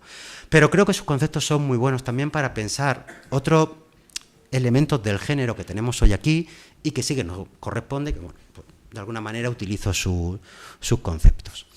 Desde ahí es donde quería llegar y de nuevo tiro de otra autora feminista, y en este caso postcolonial, que me parece fundamental para pensar estas cosas, que es Sara Ahmed. Sara Ahmed plantea que, ella hablando de colonialidad, yo aquí lo voy a desplegar para hablar de masculinidad, tenemos que entender estos fenómenos a través de las economías afectivas que despliegan. No lo dice ella, esto lo digo yo, pero creo que da en el punto exacto, porque en cierto modo los afectos, las emociones, son elementos muy poco discursivos, muy presentes en nuestra cotidianidad y muy fuera de la reflexión de masculinidades. Estamos muy metidos en el modelo. Si tenemos que ser racionales, ¿qué me estás hablando? No, pero cuando rastreamos las emociones que despliega cualquiera de estos modelos de género, creo que podemos empezar a avanzar en entender por qué nos están pasando las cosas que nos están pasando. Y creo que también podemos avanzar en las preguntas que quizás nos deberíamos hacer. Bien, en el centro de la masculinidad, y ahí para mí hay un autor que es fundamental y después hay un texto que he sido incapaz de encontrar, lo leí en su día, me ayudó muchísimo a entender esta idea, pero es un texto que habla sobre violación en Estados Unidos, lo leí allí y he sido incapaz de conseguir una copia de ese texto para traerla aquí, pero bueno, os traigo un poquito la idea. Kimmel había planteado en un texto que tenéis también en el dossier cómo la masculinidad es siempre competición, además competición homosocial entre varones, no una competición para con las mujeres. Competimos entre nosotros para ser más machito que el de al lado. Es muy interesante cómo lo despliega, porque él lo que dice es que en el centro lo que se va a establecer es la humillación. ¿Por qué? Yo, la mejor forma que tengo de demostrar que soy un macho fetén es señalar a todo aquel que no lo sea. Por eso él va a poner o a situar la homofobia en el centro de la masculinidad contemporánea. La homofobia se desprende del modo que tenemos de reivindicarnos, que es, y esto, si habéis pasado por la adolescencia y como os veo más mayores, pues lo habréis vivido, ¿no? Ese momento vital en el que cualquier cosa sirve para chiste. Y entre chicos, y los que somos chicos, pues normalmente hemos tenido pandilla con otros varones, claro, era el meterte con cualquier diferencia, la sexualidad muy encima de la mesa, las gaicidades, pues ya sabemos lo que generan todavía hoy en bullying y este tipo de malestares, ¿no? Al final la competición se traduce en eso, en cómo de alguna manera vamos a ir señalando a todo aquel que se salga del tiesto, digámoslo así, y bueno, y el tipo de reacciones que tenemos entre ellos. Como os decía, este texto que no he sabido rescatar de nuevo, y siempre vuelvo a mis notas porque es lo único que me queda de él, es de Tim Beneke. En verdad, este señor es psicólogo, pero lo que estaba haciendo era un análisis de 4 noticias sobre violación y viendo cómo se hablaba de ello. Coge la idea de competición de Kimmel, pero dice, hay algo más. También hay compulsión. Tirando esa idea del mito terrorista de Bourdieu, dice, claro, como no lo puedo asegurar, compulsivamente voy a estar en competición. Y este creo que es un elemento interesante. Hasta cuando no me la planteen. Hasta cuando no me vean en un entorno competitivo, yo voy a estar ahí. Porque compulsivamente tengo que mantener un yo, que no puedo engancharlo de otro sitio. Solo lo puedo enganchar en este ser no siendo, y eso solo se puede hacer, no se puede estabilizar. Claro, eso me puede devolver a esos 3 ejes y ver cómo jugamos con ellos a través de esa compulsión. La autonomía, la racionalidad, la actividad, aquí se van a traducir en cosas. Porque no sentimos... No sé, me vale tanto Tinder, ahora ando investigando Tinder. Entonces me vale tanto Tinder como un bar, como andando por la calle. Porque nos creemos sujetos de derecho para según qué peticiones y según qué cosas. Es una forma de esa competición, de esa compulsión, que tiene que ver con la autonomía. En tanto que la sexualidad me señala como varón exitoso, pues estoy en esa compulsión de a cualquiera, y rápido, y tal, y como objeto, ¿no? Pero... quería sacar otro o desplegar lo que creo que nos está pasando. Claro, detrás de cómo autonomía, racionalidad y actividad se estabilizan a través de esa competición compulsiva, lo que vamos viendo es que aparece toda una economía afectiva, es decir, toda una serie de afectos que se ponen a jugar. He hablado ya de la humillación, pero claro, la humillación se encuentra siempre del otro lado con la vergüenza, ¿no? Sería cuando he perdido en ese juego de ser humillado. Claro, la vergüenza... en el fondo, y esto es lo que estudia Sara Ahmed, es una forma de exclusión. Si me avergüenzo, lo que hago es retraerme. Y cuando me retraigo, pues he perdido mi posibilidad de hacer y de decir. Es también frustración. Frustración porque muchas veces no conseguimos los blanquitos y entonces por eso la compulsión, ¿eh? Ojo que los verdes aquí nos pueden ayudar a una cosa y a otra. Claro, pero creo que hoy tenemos que meter esa que he puesto ahí en rojo, que es el miedo. Siempre estuvo, ¿eh? La masculinidad se define por un miedo en sí mismo, el miedo a fallar, el miedo a no ser lo suficientemente tío. Claro, cuando... ¡Ojo! He entrado en tiempo rojo. Cuando hoy nos acercamos a estas dinámicas, creo que tenemos que desplegar toda una serie de conceptos, de ideas, que nos permitan entender esos miedos, porque creo que tenemos que entenderlos. Tengo que entender el miedo que lleva a un tío blanco hetero a plantear, bueno, creo que también tiene una razón económica, ¿no? Pero a otro montón de gente mucho más anónima, a decir burradas en YouTube o en sus casas o donde sea. Claro, creo que algo tiene que ver con los miedos y cómo o rompemos con esta lógica afectiva o efectivamente, si no me planto ahí, soy presa de la humillación y por tanto de la vergüenza o de la frustración. Pero creo que también desde aquí puedo pensar ese oxímoron para algunas personas, y me gustaría debatirlo con vosotros y vosotras, que es un hombre feminista. Claro, de alguna manera quizá ahí también hay miedo. ¿No? Hablábamos el otro día con Álvaro, ¿no? El cómo muchas veces cuando nos encontramos en un espacio feminista caben 2. O tengo que ser el más feminista en 0, antes de haber llegado, o me retraigo hasta tal punto que entonces no puedo hacer ni decir nada. Y creo que con Amaya Pérez Orozco no es la salida, no es esa la reevaluación que estamos pidiendo. Claro, ahí es donde creo que pensar en privilegio, es decir, volver a la idea de estructura, pensarnos siempre en contexto. ¿Qué privilegios tengo yo para hablar, para ser escuchado, para hacer, para deshacer, para ponerme a no hacer nada, si quiero? No, y hacerlo desde la escucha a aquella gente que nos está diciendo el violador eras tú. Entender qué nos están diciendo, ¿no?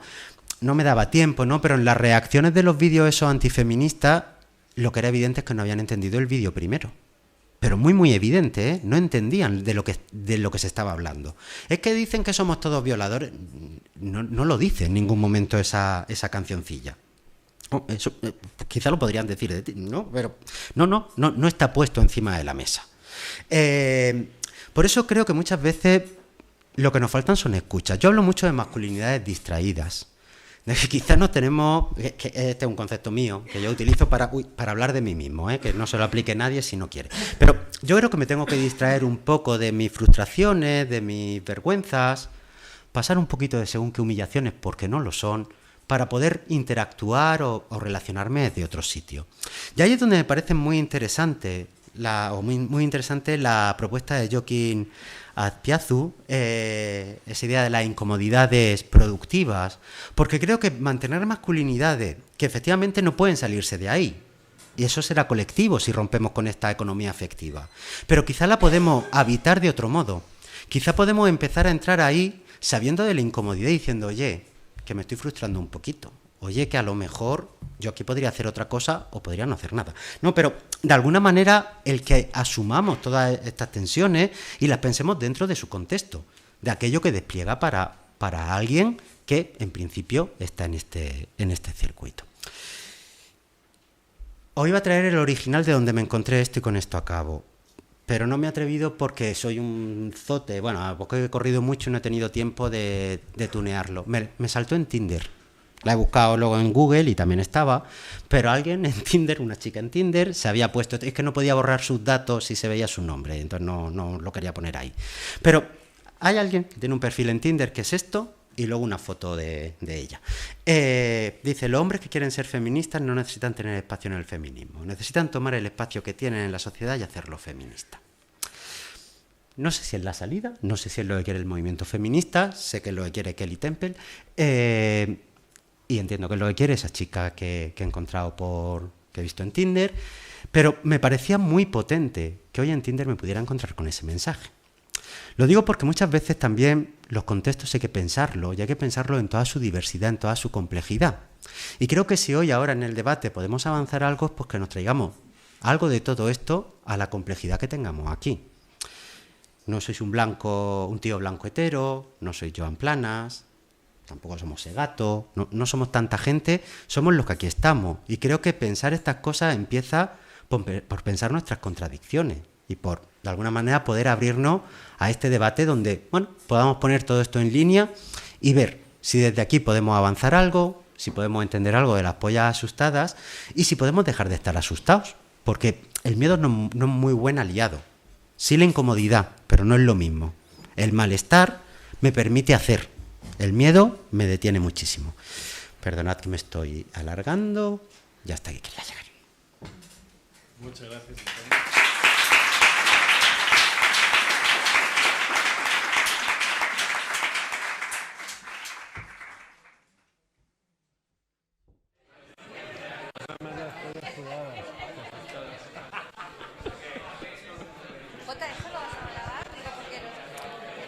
Venga, empezamos una ronda. Vale, es el primer día, tendremos 6 días más, pero empezamos, pues eso, una ronda con la pregunta o el comentario que con la persona de al lado os ha parecido que podía aportar más al debate y por ser hoy, como hemos alargado con la introducción, etcétera, pues se nos ha ido un pelín el tiempo de debate, pero venga, ¿quién se anima por aquí? Cogemos 2 o 3 palabras, ¿vale? Y luego ya vamos a la mesa. Sí, o 4, si son comentarios, pillamos más. Sí. Bueno, a ver quién rompe el hielo, que es lo más complicado.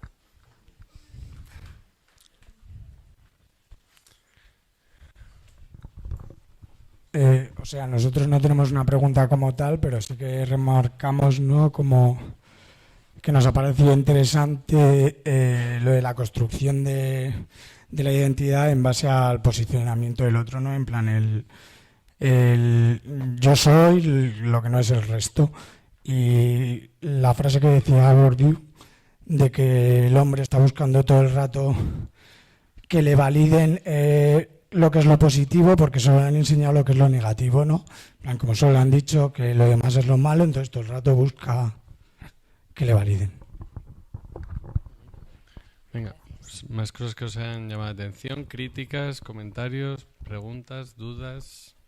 Sí, bueno, a mí me ha surgido una pregunta, ¿no? En plan, cuando estáis hablando, cuando habéis dicho que el moderno veía como, por un lado, las dos carnes, el hombre racional y la mujer emocional, cuando ha llegado el punto de decir, en momento presente, ¿no? ¿En dónde caemos, no? ¿Dónde nos toca ahora plantar los pies? En plan, ¿realmente hemos descubierto ahora que tenemos emociones o siempre hemos tenido emociones?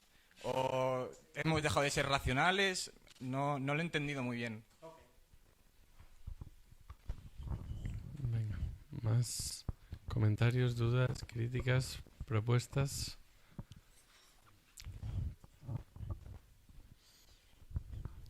Nos podemos equivocar, no hay ningún problema. Sí, bueno, a mí me ha parecido muy interesante, pero me he quedado con la sensación de que el planteamiento tiene que ser dicotómico. O eres racional o eres emocional. O eres esto o eres lo otro, ¿no? Entonces yo, pensando un poco desde mí, pues me veo feminista, pero también soy capaz de ponerme muchas veces en la piel de los hombres. Estoy con feministas por temas de trabajo y a veces me siento incómoda, como vosotros, que parece que tengo que demostrar que soy la súper feminista o no tengo lugar. Entonces, bueno, que creo que es muy complejo todo esto y que requiere una reflexión compleja, ¿no?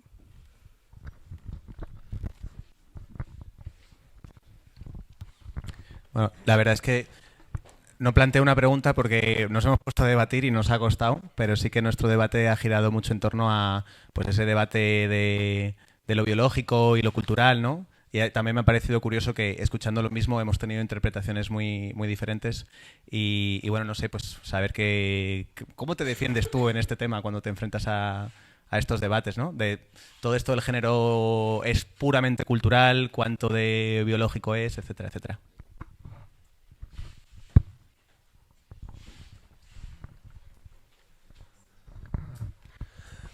Bueno, por acá lo que nos ha salido es hablar sobre la culpa, ¿no?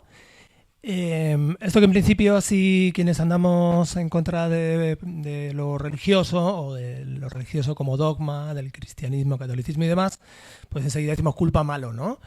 Pero veíamos que estamos atravesados por toda la cultura no judío-cristiana y que es una emoción que tenemos incorporada y que nos parecía interesante como hombres o como varones el poder registrar cuando nos aparece, digo, en un contexto que estamos con compañeras y a las que nos las hemos hecho sentir mal en un sentido u otro, ha habido algún tipo de abuso en un sentido amplio y creemos que esa emoción a día de hoy nos puede servir como detección de que vamos por mal camino, digamos, ¿no? Pero que también pensábamos esto de cómo reconvertirlo enseguida en esto que decías, Piazu, que era ¿cómo era? Responsabilidad, ¿cómo era? No, incomodidad productiva, ¿no? Y partir de ahí, y desde ahí pasar a una responsabilidad y pasar a la acción, ¿no? Para revertir y para transformarnos, ¿no? Una cosa así. Y luego por acá la compañera también traía algo que tenía que ver con su incomodidad cuando estabas en un grupo, sobre todo con mujeres que traían posturas que yo creo que tienen que ver con lo que también dices tú, con posturas feministas que entiende enconadas, ¿no? Y que también te incomodaba un poquito eso.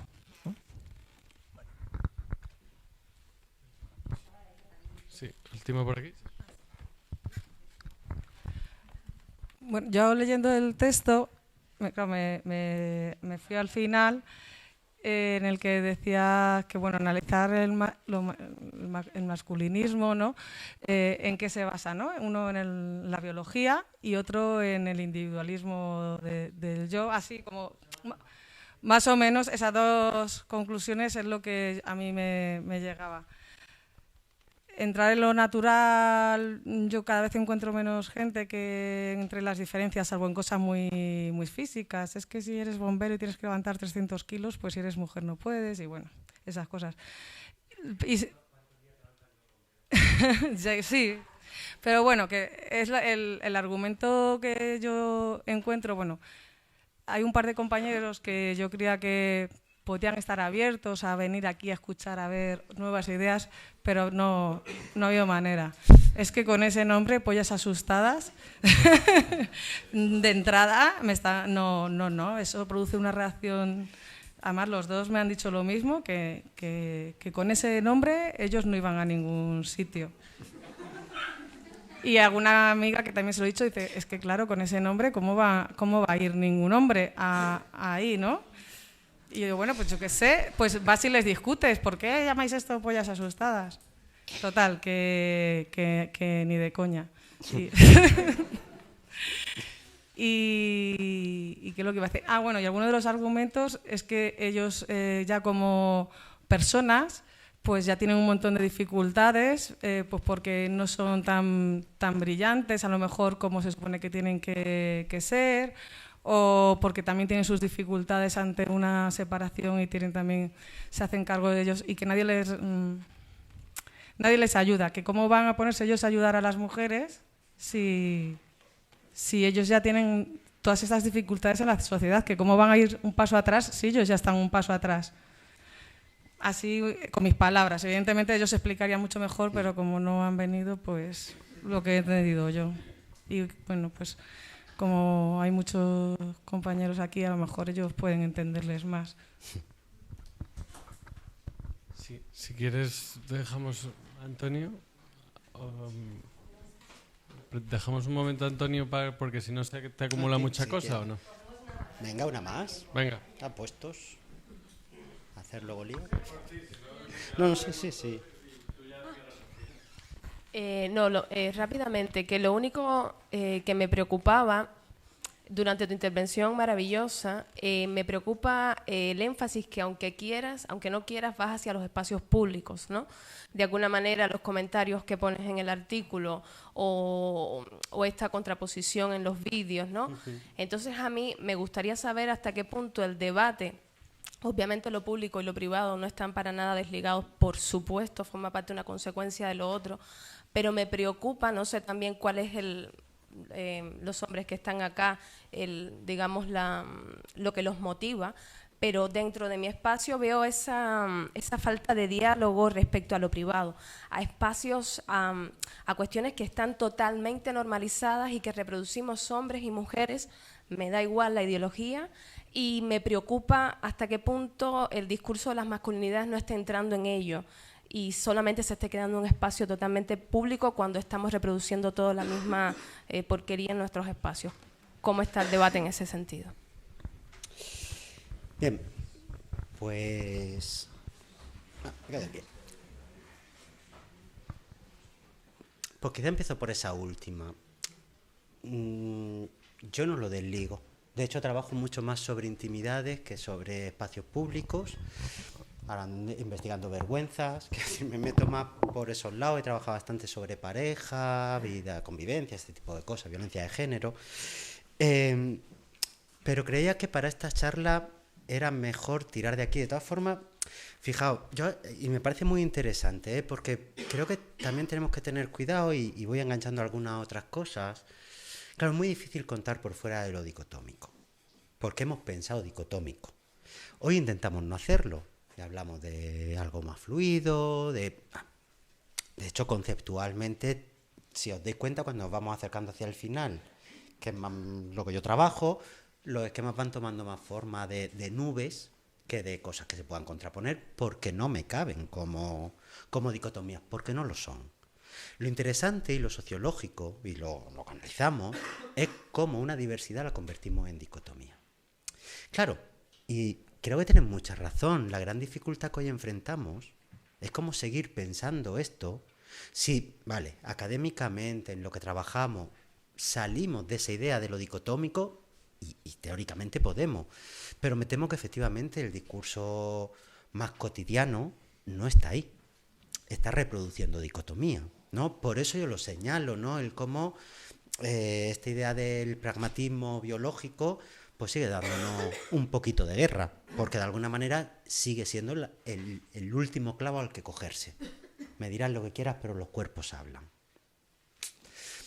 Y ahí engancho, pues vuelvo, que no he terminado. Y ahí engancho con lo que tú decías, ¿no? ¿Dónde me sitúo yo? bueno, aquí en Embajadores y a ratos en Murcia. Pero el debate biológico-cultural, ese sí que me parece la trampa. ¿Qué hace la biología? Pues la biología hace muchas cosas, y entre otras cosas hace cuerpos. Pero el género lo hemos hecho luego. El género solo ha puesto mi mirada, al menos el que a mí me interesa. Lo que hay. Quiero decir, sí, la diversidad humana ahí la veo. Pero veo cómo hay cuerpos diversos que se me quieren contar como iguales. Veo cómo hay cuerpos efectivamente diversos que quieren señalar muchísimo la diferencia. ¿Por qué nadie nos pregunta por nuestras orejas o yo qué sé qué? ¿Por qué no hemos basado en diferencias en determinados aspectos? Porque, ojo, aquí ya no estoy hablando solo de macho-hembra, que es biológicamente lo que tendríamos que decir. Estoy hablando también de cómo luego cargamos. ¿Por qué determinadas formas de cuerpo las entendemos, que no es el mío, las entendemos como más masculinas que otras? ¿Por qué determinados cuerpos femeninos tienen más fácil conservar su feminidad que otros? Eso es lo que creo que me interesa. Dicho más claro, lo biológico, ahí está, somos seres biológicos. Eso es lo que he cogido, eso ahí está. Lo que creo que trabajamos desde el concepto de género poco tiene que ver con la biología. No sé si no tiene que ver con eso, tiene que ver con cómo luego vamos construyendo toda una red de obligaciones, de expectativas en una dicotomía, cuando los cuerpos son un poquito más. Yo ahí, sinceramente, depende de contextos. Aquí no te doy la fácil, pues la fácil es, bueno, pues los cuerpos ahí están, ahora yo lo que veo es qué hacemos en conjunto con ellos. Creo que ahí es muy interesante todo el acercamiento, por ejemplo, de Fausto Sterling y cómo desde los estudios de intersexualidad nos ha demostrado que es que ni biológicamente los cuerpos son de dos maneras, que tienen mucho más que ver con cómo luego interpretamos incluso lo biológico. ¿No? Hay por ahí algún debate surrealista en internet, como casi todo, entre la diferencia entre un micropene y un macroclítoris, y dices, venga, a dedicarle la vida si queréis. Al final lo que me interesa es mucho más cómo esas diferencias tienen un valor cultural y unas consecuencias en las relaciones de poder o en los relacionamientos de poder. Eso es lo que me interesa. El resto, a mí personalmente, pues no me enfrento a ello. Y reconozco que salgo por ahí. Que me parece mucho más potente la empatía como algo que también llevamos en nuestra programación genética. Me parece mucho más interesante la capacidad de ponerme en el lugar del otro, de ver la diversidad, no sé. Y después reconozco que así en la personal, tener que entenderme como igual que todos los que seáis varones de aquí presentes, pues me cuesta, pues tengo mi estatura, mi forma, no sé, me cuesta. No, pero bueno, reconozco que es verdad que es como un argumento que en según qué contexto, pues a veces hay que aclarar de ese modo, donde no me estoy metiendo en que haya cuerpo. De hecho, yo en mi trabajo, yo normalmente trabajo masculinidad heterosexual, con lo cual no me he metido mucho en identidades no dicotómicas. Bueno, algo trabajé con transexuales, pero muy poquito. Y, bueno, de alguna manera digo, bueno, ahí están. Si yo lo que quiero saber es por qué se significa así, ¿no? Creo que la pregunta por lo biológico a veces es un poquito capciosa, ¿no? Nos lleva a un sitio difícil de enganchar. Y volviendo un poco a lo de público-privado, ¿no? Evidentemente, lo personal es político, y de ahí partimos. Y, por otro lado, gracias porque decía, expresabas que te había gustado y tal, pero me voy así un poco. No pensé que. A ver, el ejemplo del principio sí, del espacio público, pero luego creo que me he metido en un espacio quizá más allá del privado, que es el íntimo, que es cómo alguien se construye, cómo alguien se cree, cómo alguien. Claro, esa economía afectiva de la que hablaba, yo personalmente la he estudiado mucho más en relaciones privadas o íntimas que en relaciones públicas. Sé que se reproduce, pero de alguna manera creo que aquí, o al menos era mi intención, creo que no lo he conseguido, si me preguntas esto, era hacer el camino hacia atrás, ¿no? Eso que en lo público reconozco, que enseguida pinto de blanco y negro, los buenos, los malos, los otros, pitipín, todo claro. Claro, cuando me lo meto a ese espacio que ¿y yo cómo me relaciono con el mundo? Empiezo a hacerme bastante más aguas, empiezo a ver los matices, las complejidades que eso encierra, pero evidente. Por eso empezaba con la idea de coreografía y de ordinariez. de nada me sirve dar con el concepto de género perfecto si solo vas a servir para que sigamos haciendo nosotros nuestros sudokus intelectuales que no entiende ni Perry. No tiene ningún sentido. Creo que al final, si esto, y sé que me pongo abstracto, y sé que me meto en caminos no muy evidentes, pero creo que, o intento meterme en aquellos que necesito para poder ir a otro sitio. Evidentemente, yo esto siempre me lo llevo al espacio de lo privado. Últimamente yo ando bastante, voy a decir, obsesionado, y diciendo ahora el ejemplo os quedó mal, pero no en lo evidente. Pero me parece que tenemos que entender, y os puede parecer muy banal, cómo ligamos. Me parece que ahí, es que creo que ahí está. Pero ¿qué pasa en espacios públicos? También en privados, pero pasa también en espacios públicos, ¿no? Y creo que hay toda una cadena de haceres, de decires, de prácticas, de expresiones, de afectos, que de alguna manera son los que nos están haciendo. No quería que se me entendiese como que estaba hablando de lo público. Quería hacer ese caminito, pero bueno que me lo señales, porque igual habría que empezar por otro ejemplo, para que se entienda un poquito mejor. Y enganchando con eso, claro, por un lado, el comentario que hacía, no lo veo, pero el compañero que estaba ahí detrás, claro, efectivamente, eso que decías te había llamado la atención, y es que así conecto con la otra pregunta, es lo que llamamos la construcción oposicional. Tenía más cosas preparadas, os quería hablar de Chodorov y las relaciones objetales y el psicoanálisis, pero claro, me habría tirado las sillas a la cabeza y esas cosas, ¿no? Creo que hay mucho que perseguir. La humillación nace de la oposición. Y la humillación me da que es quizá una de las emociones más presentes en nuestro día a día. Muy silenciado, muy calladito, digo, en términos de género y en otros términos, ¿eh? Y creo que de alguna manera ese juego con el no ser siendo, o el ser no siendo, ¿no? El tener que demostrar que no somos cosas, lo hacemos todo el rato. En clave de clase o en clave racial también es muy, muy potente aplicar este planteamiento. De hecho, está en los textos clásicos de ambas reflexiones, ¿no? Y creo que ahí es donde quizá lo que tienen las prisas, y me explico un poquito mal o habría que haber matizado algo más.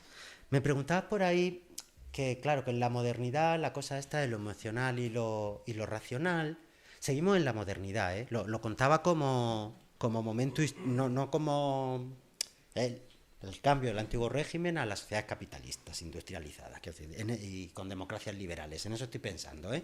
Con lo cual seguimos un poquito en esa estela. Creo que con transformaciones importantes, ¿no? Pues hay quien habla de posmodernidad, de poshumanismo. Es decir, sabemos que estamos empezando a rastrear otros caminos, pero no creo que en eso a día de hoy estemos en otro lado. Lo que se nos sigue pidiendo es que seamos racionales, autónomos. Estamos en la misma lógica. Yo en otros trabajos en los que hablaba del WhatsApp y de los móviles y tal, hablaba de las remediaciones de la masculinidad, cómo en cada contexto estamos reproduciendo esto teniéndolo que transformar, ¿no? Remediar, en castellano además es poner un arreglo, pero el concepto que es de Walter y Gruising lo que dice es, cogemos algo que ya hacíamos, no podemos seguir haciéndolo igual, pero en esencia cambiamos la forma para seguir haciendo lo mismo. Yo creo que hoy estamos metidos en eso, y hoy lo que se nos pide para ser un macho fetén sigue siendo ser racionales y nada emocionales. Ahora, y esta es la profunda que me daba miedo lanzar así de entrada, que es como yo lo pienso. La racionalidad, ¿qué es? Es una forma de emoción que niega cualquier emoción a la hora de pensar, pero es una forma de emoción, porque no negamos todas. Ser agresivo en el debate, que es una emoción, es muy racional. Claro, la racionalidad lo que hizo fue decir, esta sí y el resto no. Pero también articula emoción, tened cuidado con eso. Claro, creo que hoy, y esto engancha con la idea también de lo que tú decías, nos hacemos un flaco favor si seguimos en dicotomía. Y quizá la salida hoy, es decir, hay una salida que lo que están planteando es volvamos a eso. Tengamos muy claro que lo dicotómico funciona, porque además es el gran argumento. Por otra parte, lo que estamos haciendo es ver esa racionalidad como un modo de organizar cómo pensamos, cómo sentimos y cómo interactuamos, que quizá ya no queremos llevar adelante. y siempre desde la fricción, ¿no? Y esto es muy normal de los momentos de transformación, de crisis, que aquí sí que podríamos utilizar la palabra. La crisis lo que genera es incomodidad, porque mi antigua certeza ya no funciona. Mi antigua aliada igual está puesta en duda, porque no es lo suficientemente. Mi antiguo enemigo, pues quizá ya tampoco es tan enemigo. También esto hay que modularlo. Claro, ese es el contexto. Yo animo muy mucho a que sigáis las conversaciones. Así son. Y también que a veces nos cabremos, que yo creo que también somos muy racionales, ¿no? Porque no puedo, no puedo ser agresivo, no debo serlo y no quiero serlo, y no quiero ser violento. Pero ¿por qué no expresarle a alguien, hasta con vehemencia, que no, que por ahí no paso? O que ahí no me veo, o mira, disculpa, no te estoy entendiendo, o no me estás entendiendo. No, eso es lo que nos abre, y no es un espacio cómodo. Pero es que el feminismo no nos propuso un espacio cómodo, nos propuso un espacio justo. Claro, la justicia, pues luego anda que no da problemas, ¿no? De alguna manera teníamos que ver cómo nos enfrentábamos a eso. Yo entiendo que a veces se nos acaba la paciencia, de que estoy asustada, lo diré yo, su puñetera madre, yo ahí no voy, ¿no? Pues claro. Claro, pero es que la vida es tomando café y cañas. No, la vida es así. La vida no ocurre en espacios absolutamente claros, deslindados, racionalizados, y si fuera así, qué horrible, ¿no?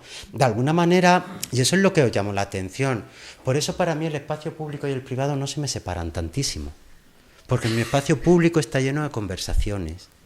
Y bueno, no son privadas ni íntimas, son un poquito sí, a ratos. No, son espacios de encuentro. No, hablaba, claro, de que a veces en una propuesta como esta se puede sentir, o alguien puede sentir una cierta agresividad o un cierto señalamiento. Es polémico, y bueno, el título no es mío, así que ahora que os digan, ¿no? Pero yo se lo celebré. Ya está bien de pedagogía. Llevamos 40 años y no cambiamos mucho. Igual hay que ser un poquito más duros. Igual, ¿no? Y sabiendo lo que eso también implica, que alguien diga, pues yo no me enrolo ahí. Que a mí me ha pasado en otros contextos, que yo ahí no voy ni atado. Que voy a ir yo ahí. Claro, no sé, seguimos volviendo al punto cero, al que nadie se sienta, al que... Claro, es difícil, y tienes toda la razón, es complejo. Pero creo... Y quizá aquí la cuarta ola del feminismo, yo soy muy fan y lo declaro. Ya soy mayor, ya no me ha pillado ahí, pero me ha parecido interesantísimo. Quizá también trabajando en una universidad lo ves, pues está fraguándose ahí. No, pero me han parecido unas tías muy atrevidas, es que no son muy desacomplejadas, muy de la voz para adelante. Pues lo vemos así, y si mañana tienen que decir que se han equivocado, pues ha pasado, pues ya reposicionarán. Yo creo que esto también se desprende de muchos años en los que nos creímos el principio de igualdad, pero aquí no lo practicaba nadie, más que de boquilla. Claro, fueron los grandes años de la pedagogía. Venga, vamos a educar, sin pin parental, vamos a educar, que con esto ya lo vamos a resolver todo. Claro, las mujeres más jóvenes aquí presentes ya habéis pasado, y los hombres los más jóvenes que yo, por supuesto, y yo también pasé ya por ahí, pasamos ya por una educación en teoría en la igualdad, con el género transversalizado, sí, todo guay, pero ¿qué habíamos conseguido de salida? Prácticamente nada. Los números de agresiones, el número de asesinatos en violencia de género, son cifras atroces. La hiperformación femenina y aún así la brecha salarial, creo que además tenemos ejemplos de todos los colores. Claro, cuando pasa eso yo entiendo que a veces, y por eso lo celebro, ahora que ellos digan, creo que a veces hay que dar ese pasito más y efectivamente sonar un pelín agresivos. Claro, creo que es un problema si excluye. También es verdad que... ¿El qué? La respuesta a lo que está diciendo ahora de la cuarta... La respuesta ha sido... No, pero la respuesta en un sector de los hombres, incluso gente de izquierda... Sí, han tirado para atrás, efectivamente. Por compañeros y tal, que veo que ya, ¿dónde vamos? Claro. Sí. Un sector importante, es decir que no, si no le quito importancia. Lo que creo es que nos toca también analizar cuáles son las consecuencias de unas estrategias u otras. lo que nos están diciendo las mujeres jóvenes es muy bien, muy bien. El feminismo institucional, todo muy bien, todo muy bonito, pero aquí seguimos. Lo digo porque muchas veces, y en personas también de mi entorno y de entornos más, pues yo qué sé, pues más de partido de izquierda de toda la vida y tal, también me lo dicen. Mi propio padre no entiende, no sé, pues veo una cierta confusión, si la veo. Pero no sé, ahí quizá empatizo, y digo, si yo fuera una de esas mujeres, si me hubiera pasado eso, si me viera otra vez ahí, no sé si voy a seguir confiando en venga, esto era una cuestión de llegar a posiciones de poder. Lo que nos están diciendo es que no. Eso tiene que ver con una cuestión mucho más de cultura ordinaria, de cómo nos tratamos, cómo nos comportamos en el cotidiano. Y efectivamente, yo creo que ellas mismas también, bueno, seguro hay mujeres de ese movimiento que nos digan, pero estoy convencido que también saben de que se genera ese resto. Ahora, yo les doy la razón, la pedagógica no ha funcionado. Y vamos a decirlo ya, es que yo creo que ahí no hemos equivocado. No era solo decirle a la gente hombres y mujeres son iguales, que los hombres especialmente hemos tenido una resistencia atroz a asumir que eso era así. Claro, ¿qué es lo que ha pasado? Pues que efectivamente nos lleva a otro contexto, Lo digo porque, el violador eres tú, lo que ha generado detrás. ¿Os sentiste interpelados? Pero en la clave que como violador. No, yo me sentí interpelado, pero de su lado y además en el respeto, y tienen que ser mujeres las que lo hagan, porque estaba aquí en la de Madrid, pero te queda fuera, evidentemente. Sí, creo que es ajustado el decir que eso de la violación... El micro, que si no, luego el vídeo. Que eso de los violadores es un continuo que va desde la manada y no sé qué, y que yo digo, que yo no. Claro. Pero vivimos en una estructura social que, bueno, pues de alguna manera podemos, no sé en qué grado, pero participar por socialización, pues no voy a decir todos, ¿vale? Pero muchos chicos de los presentes seguro. No, si lo bueno que tenemos es que tenemos pasado. Y como las sensibilidades cambian... Bueno, pero como las sensibilidades cambian, yo pondré un ejemplo. Yo soy consciente de que con 14 o 15 años, es decir, hace 30, me reí de cosas que hoy, vamos, si las oigo me encaro, que hoy me cabreo mucho. Bueno, estás en plena adolescencia, y ahí, bueno, puedo salvarme por jóvenes, pero que no, que las estaban diciendo un adulto, que hoy tampoco las diría. Incluso en entornos militantes donde he estado, pues... o activistas, pues se hacían frases hechas, chistes, cosas, el racismo, es que creo que la ignorancia blanca no es aún más fácil de ver, porque como además no hemos pensado que éramos un país, que eso no era cosa nuestra, la de cosas racistas que arrastramos, la de, diría, si sois capaces de reconocer esas porque no son muy evidentes, creedme, en género tenemos las mismas o más. Lo que pasa es que las tenemos muchísimo más empaquetadas, Por eso la dificultad de cómo salir de lo dicotómico, de cómo encontrar un sitio donde estemos tranquilos. Y creo que eso como conclusión, no lo hay. Esta es la mala noticia que traigo esta tarde. Pues no lo hay. Ahora, a mí personalmente prefiero no tenerlo. Y me parece divertido, entre comillas, interesante, constructivo, lo que se me despliega, por tanto, que el tener que escuchar, hablar, discutir y equivocarme, que me equivoco 1000 veces, seguro. Y cuanto más íntimo, más me equivoco, porque se me ve menos, porque me lo preparo menos, porque lo haces de otra manera. No, de alguna manera creo que todo eso es lo que tenemos que poner en línea, y creo que es por donde va este curso, por donde pretende continuar este curso. Creo que he contestado a todo lo que me decíais. ¿Alguien se siente que no? Que es muy feo. Pues si alguien tiene algún comentario muy último, rápido porque no nos queda mucho tiempo, y si no, pues nos vemos. ¿Alguien? Vale, pues muchas gracias, Antonio.